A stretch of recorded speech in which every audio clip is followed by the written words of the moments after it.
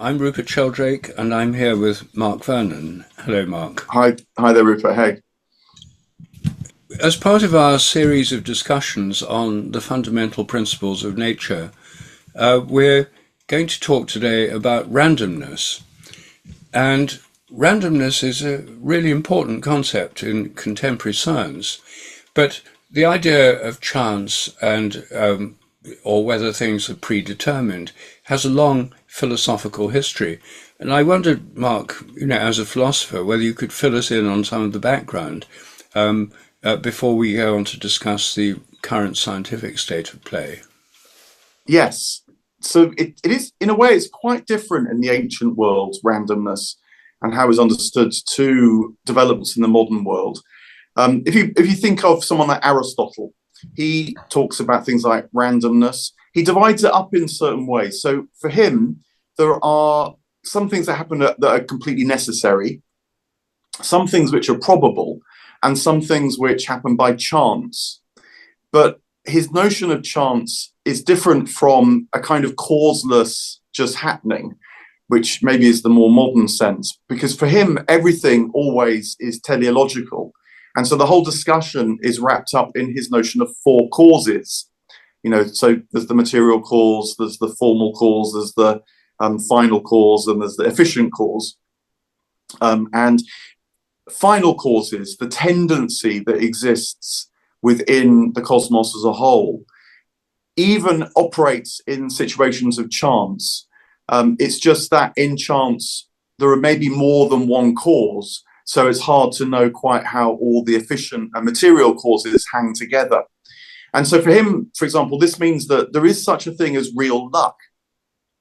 When an example he uses, he says, imagine you go into the marketplace in order to buy something, and you bump into someone that you wanted to talk to.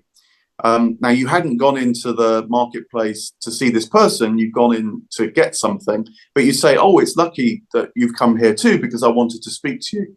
And for Aristotle, that's a real phenomenon. It can still be called luck. It's not just chance in the modern sense of the word, because you have an intention to speak to this person.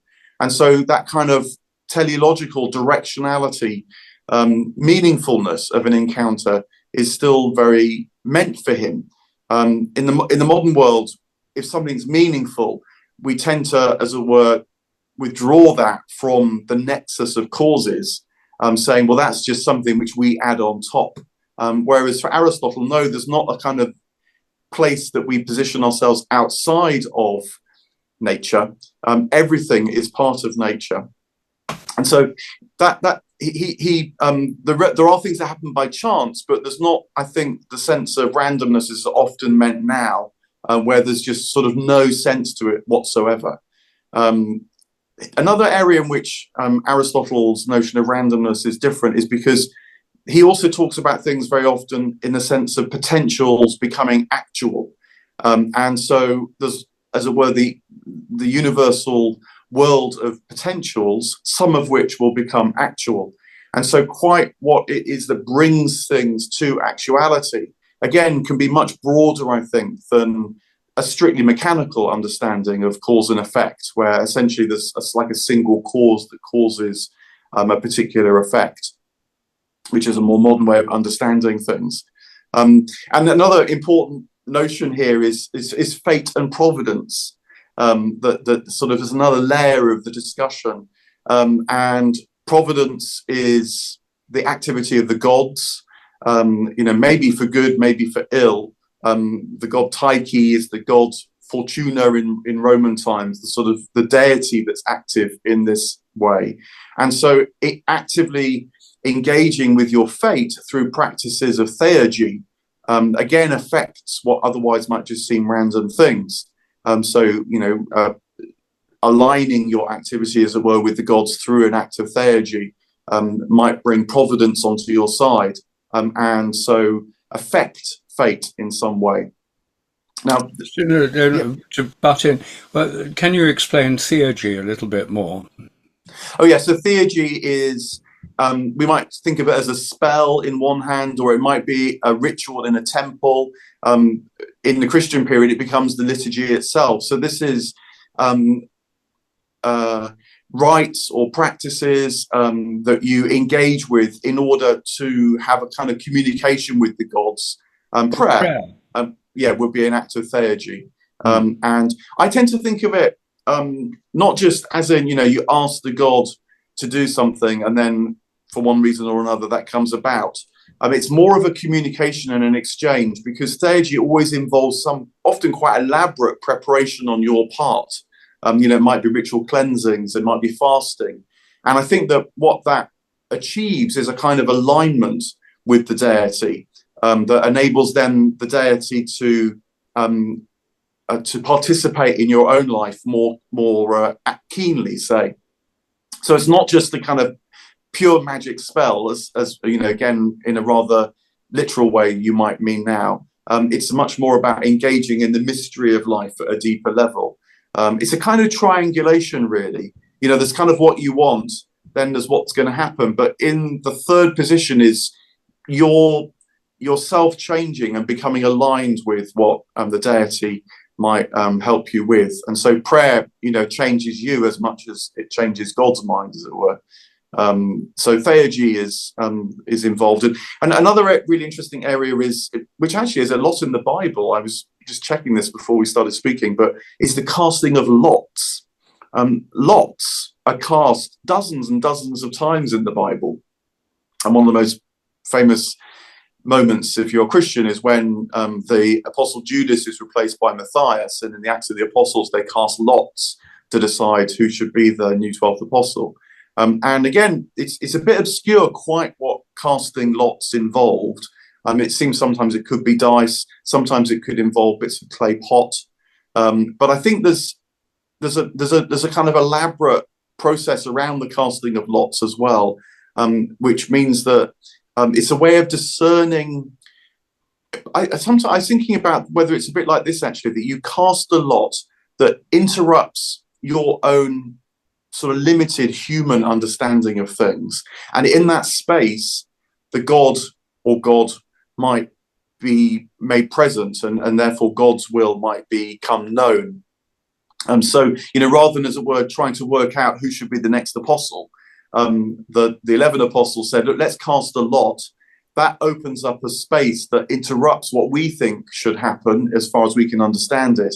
And into that space, a deeper wisdom might appear through the casting of the lots. I mean, it's a bit how I feel some tarot card readers use tarot now, that you turn a card, and it's a particular card, but quite what it means then has to be interpreted. The resonance, the harmony with the card has to be found. So this is, it's not, again, randomness in the strict narrow sense of the modern word, but it's a disruption, if you like, to an otherwise limited human linear thought process that the ancients were really, really keen on, in order to open up to these wider dynamics and so on.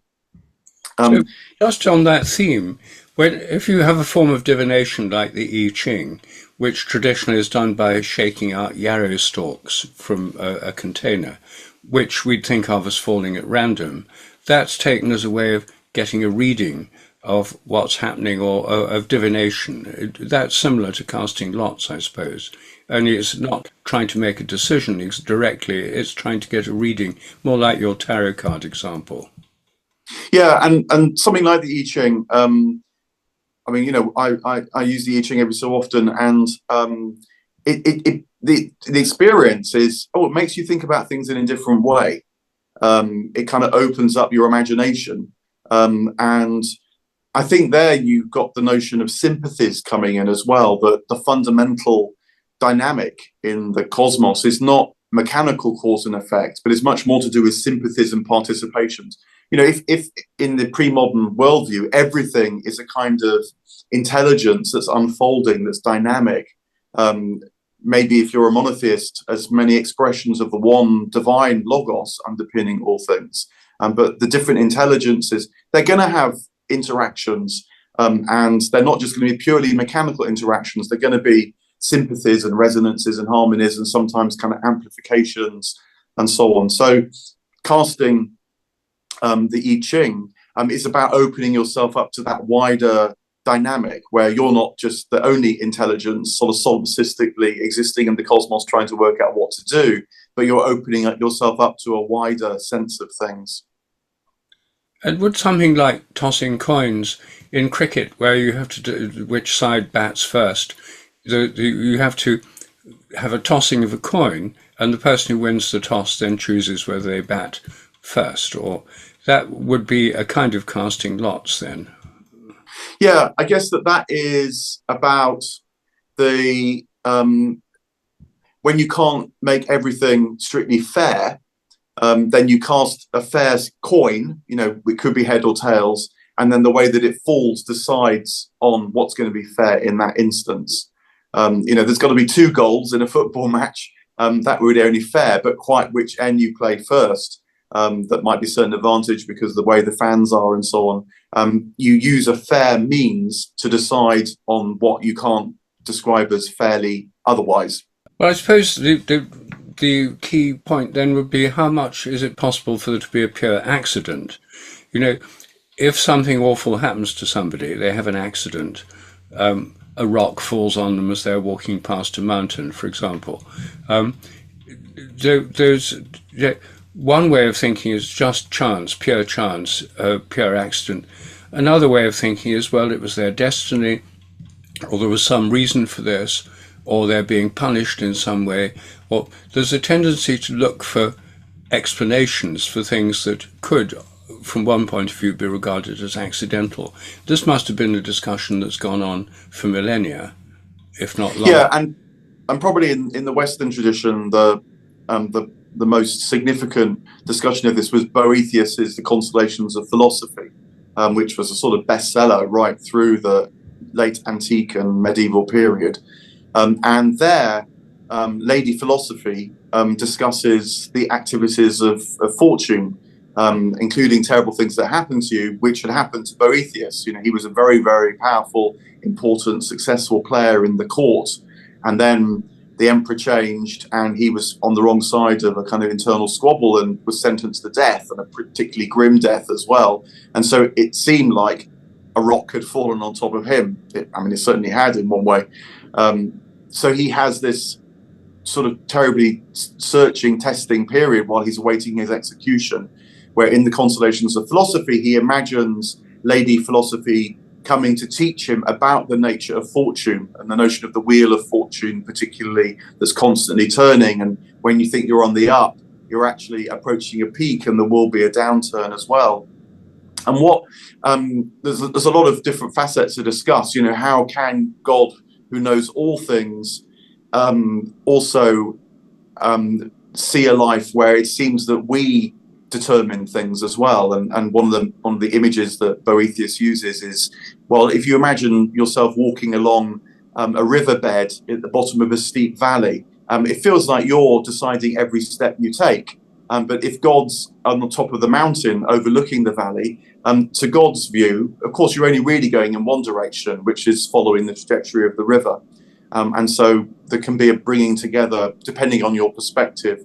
And eventually what happens in the Consolations of Philosophy is that Boethius comes to understand that his fate, to lose everything and die this horrible death, is still the blessed by God, because it's a very tough, but nonetheless, it's a lesson in what you fundamentally trust.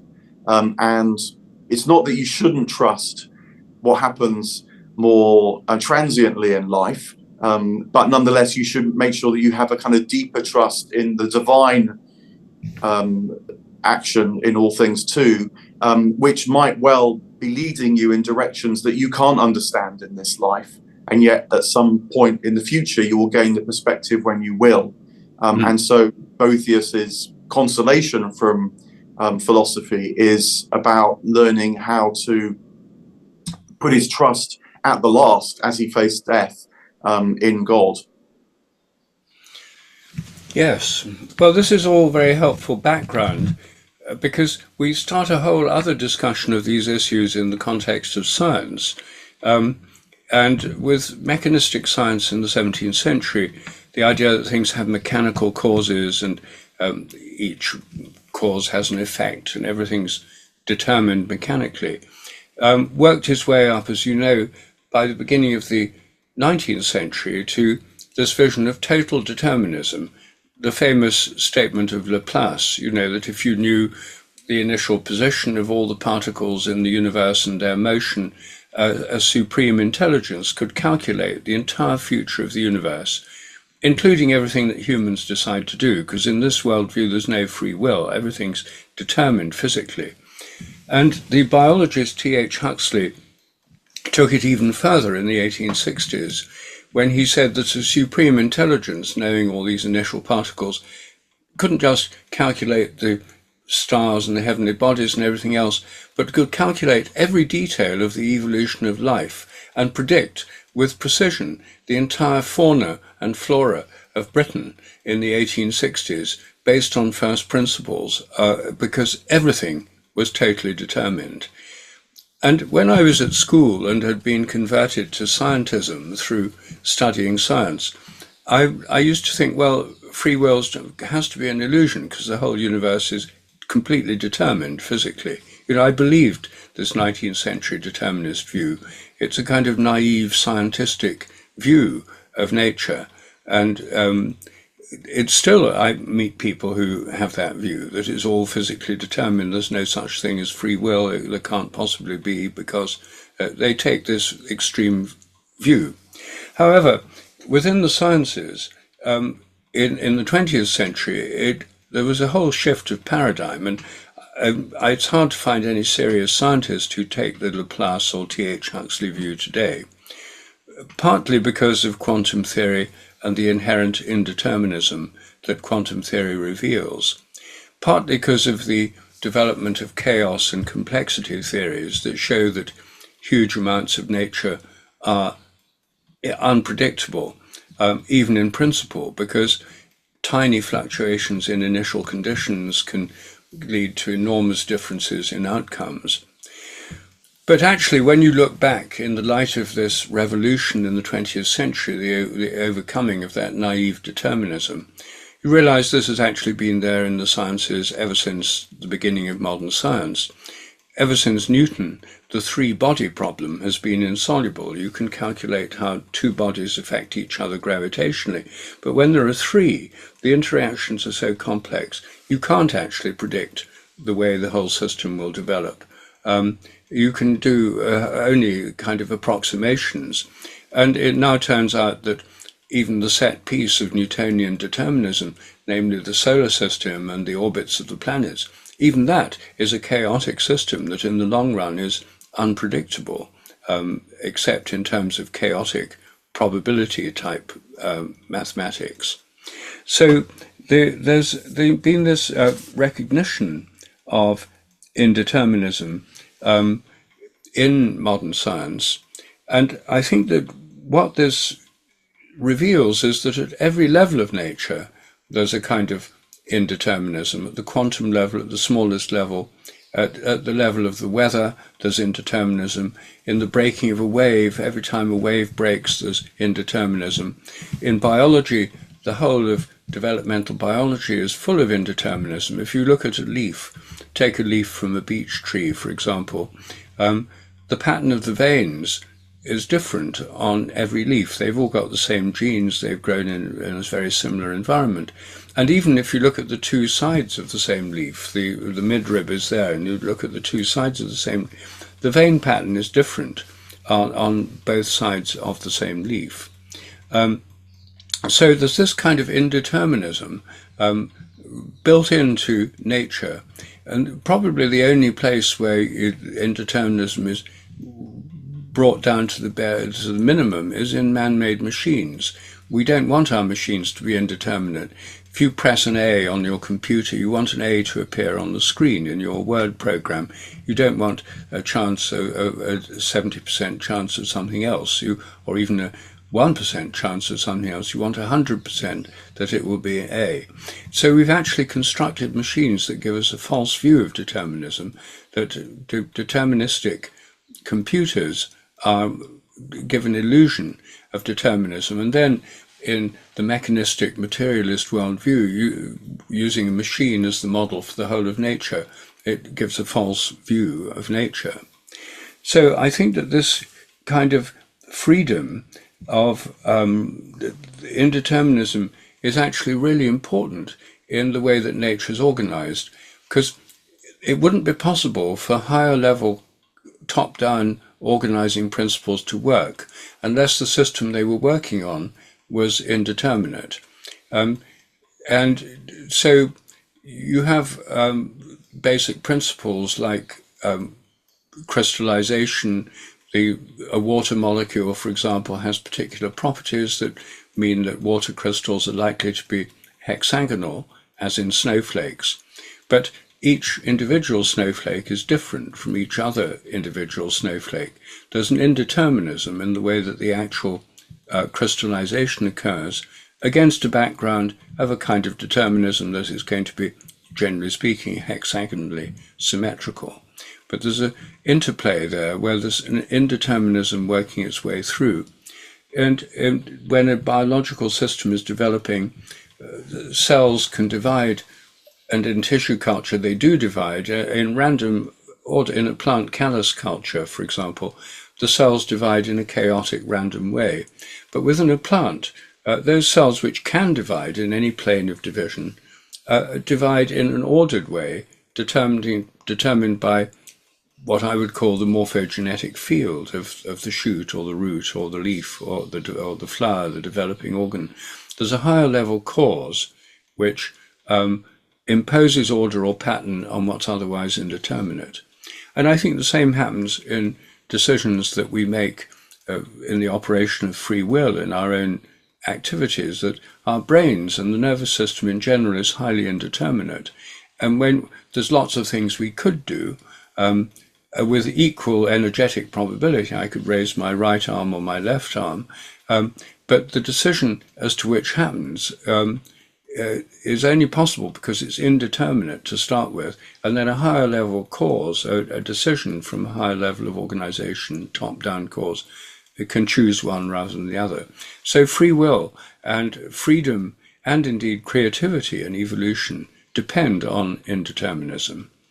Even in standard neo-Darwinism, random mutation is the basis of creativity. T.H. Huxley was wrong, even from a mechanistic point of view, because he thought he didn't know there was any such thing as random mutation. So we have this indeterminism underlying all these aspects of nature. And I think that my sense is that indeterminism doesn't necessarily mean pure randomness. I mean, you mentioned there neo-Darwinism, and sometimes it's talked about as if there's kind of pure random change within the genes, say, and then nature selects for those random mutations that are beneficial in some way. But I think that the latest developments in Darwinism are saying, no, actually, the indeterminism of the gene is directional in some sense, that the gene mutates in advantageous ways, that then there's also a natural selection element on top of that as well. So it feels like this notion that indeterminism is a kind of opening to a deeper patterning, a deeper sympathy, in order that can come through within the sort of dance of life or the cosmos. That am I right in thinking that that's a sort of trend that you can see developing? Yes, there's some evidence that some kinds of mutations are directed, or they're not purely random, that they follow a certain pattern and they can happen in an advantageous way. It's sometimes called directed mutation. So yes, it's not as random as it's normally assumed to be. I think, and just also just picking on something else you were just saying there, I think that when you were talking about the computer and how we then use that very mechanistic metaphor to understand the whole of nature, I think we're very inclined to sort of build the environment on mechanistic reliability for obvious reasons. If you want to put up a house, then you want it to stay up and not fall down. But the trouble is that we can build environments that exclude our awareness, our attention to these other kinds of sympathetic patterning. And certainly Carl Jung his notion of synchronicity. I've been persuaded by Bernardo Castro upon this, that his notion of synchronicity wasn't trying to explain meaningful coincidences. Rather, he thought that the whole of the cosmos operates on synchronous principles, which are these resonances, harmonies, sympathies, and so on, that lead from one thing to another. And it's just that mechanical synchronicity, if you like, is a subset of that, where the cause and the effect are very, very tightly mechanically aligned. But if you then build a whole world based on mechanical cause and effect, often for good reasons, you want your technology to work, the risk is that you lose a sense of resonance with these wider synchronicities that then feel like they pop up in anomalous or strange ways. They don't really, they're there all the time. It's just that we've rather lost the capacity to pay attention to them. Well, I suppose that's not totally unlike the idea of providence, because the older idea of providence that you alluded to is that there's a kind of guiding principles, cosmic-like guiding principles underlying what happens. And there may be seemingly random events, but they're sort of brought back towards a more unified cohesion through the activity of providence. And divine providence is seen as an underlying unifying and ordering principle, which could only work actually if what it's ordering does have an element of chaos. Otherwise, you'd have just divine predetermination. You'd have no freedom or spontaneity anywhere in nature without some degree of real randomness or spontaneity or indeterminism. Yeah, I mean, this is sometimes referred to as Aristotle's revenge, by which is meant that his fourfold causes, particularly the final cause, as this deeper patterning, it seems to be making a bit of a comeback. I mean, I personally think this is the way to understand Plato's notion of forms or ideas as well, that they're principles that are active in nature that have an impact upon. So, things tend towards that which is more beautiful in some way. Things tend towards that which is beneficial or good in some way. And incidentally, I was also listening to a lecture given by Ronald Hutton, the great scholar of things magical and mystical. And he was making a very interesting point. He was saying that in this world of indeterminacy, a way that authorities have tended to use to discount certain forms of indeterminacy and assert forms that, in a way, suit their power, is by discrediting, by saying they're disreputable. So in ancient Egypt, even, a magician had to make sure that they were had sanction from the temple priests in order to practice their magic. Otherwise, they would be regarded as disreputable, they'd be cursed, they'd be kind of cast out. And Ronald Hutton was making the point that strict rationalists these days in the modern world, in a way, they use the same kind of principle. They call something woo if they don't like it. And they don't actually often look at the evidence, as you know only too well. And so it's just there's a deep irony to me too, that the same ways of discrediting that which is not liked are operative now as they were even thousands of years ago. But the deeper principle actually is that we do live in this world where indeterminacy and maybe sympathies and so on are the dominant principles that are operative, and the strict mechanical, Newtonian cause and effect is really just a very limited subset of that. Yes. I've been thinking about how to illustrate these basic principles in an easy to understand manner, one that I think can illuminate some of these principles. And I've been playing with what's often called the Galton Board, invented by Francis Galton, who was Darwin's cousin and one of the founders of statistics in the 19th century. And I discovered you can actually buy Galton boards, and I bought one. In fact, it was a present, a Christmas present from my wife. She asked me what I wanted, and there's very few things I actually want. But this last Christmas was something I really did actually want. And so I got one. And I just recorded this a couple of days ago for our discussion to show these principles. And so let me just show this now. So here's the Galton board, and what it is a board with a series of little, like pegs, these hexagonal things, and small round steel ball bearings roll down through the funnel at the top. And every time they hit one of these things, they can go to the right or to the left. And some of them go to the right every single time, but that's quite rare. So they end up on the right at the end of the distribution. Some go to the left every time, but often they go right and then a bit left. And you end up with what's the normal distribution curve, the iconic normal distribution curve.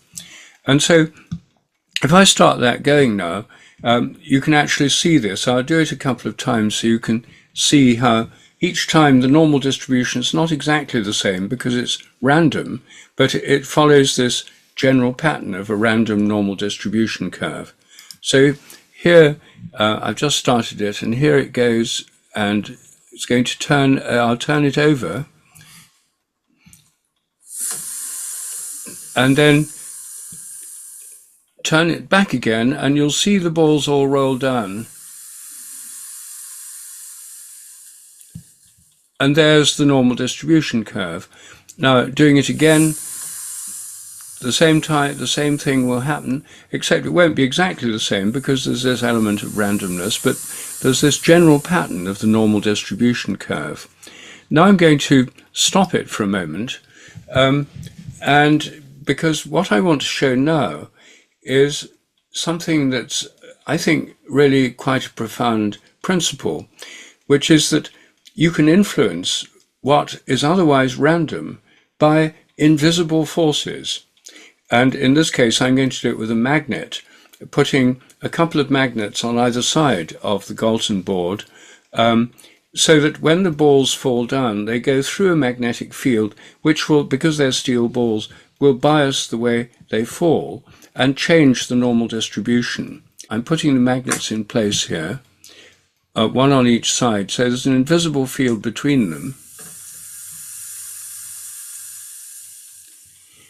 And now you see, it's not at all normal distribution now. The whole distribution's biased. And now, if I do this again,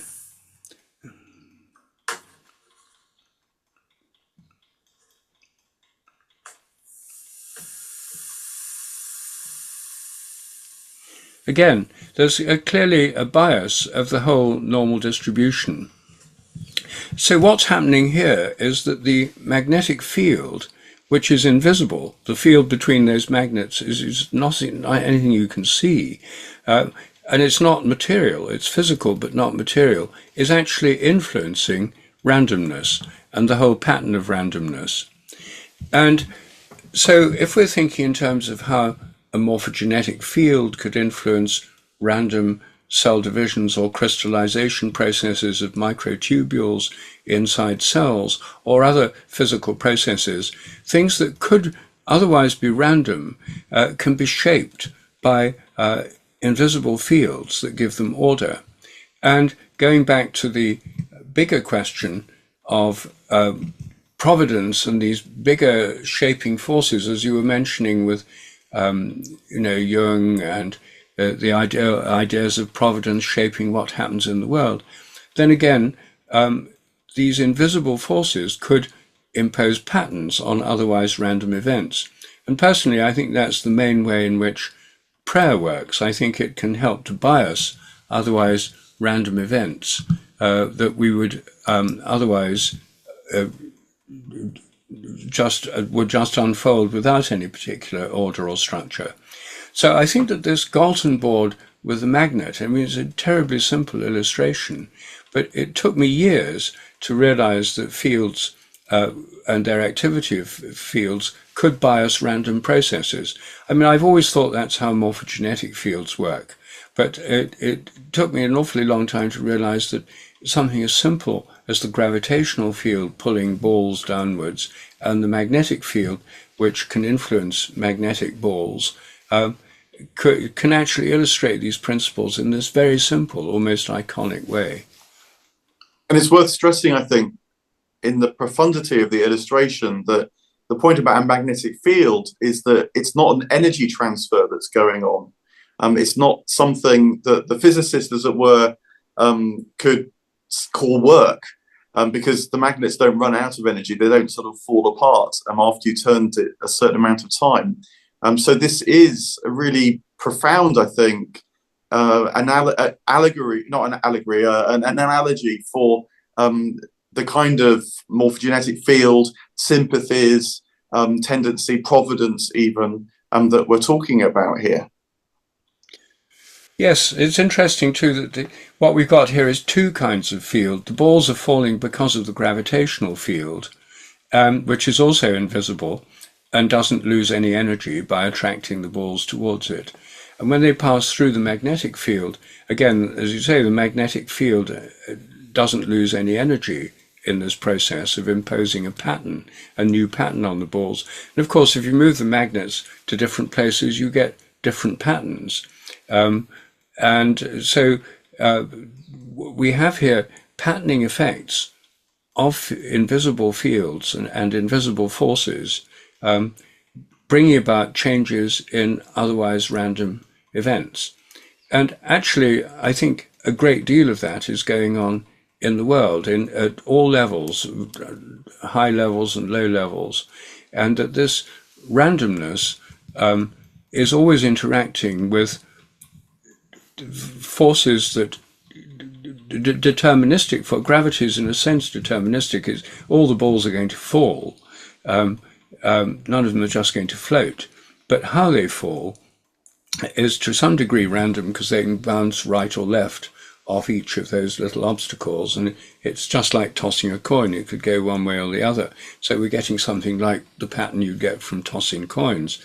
How many times you get 10 heads in a row would be very rare. That would be like the end of the distribution.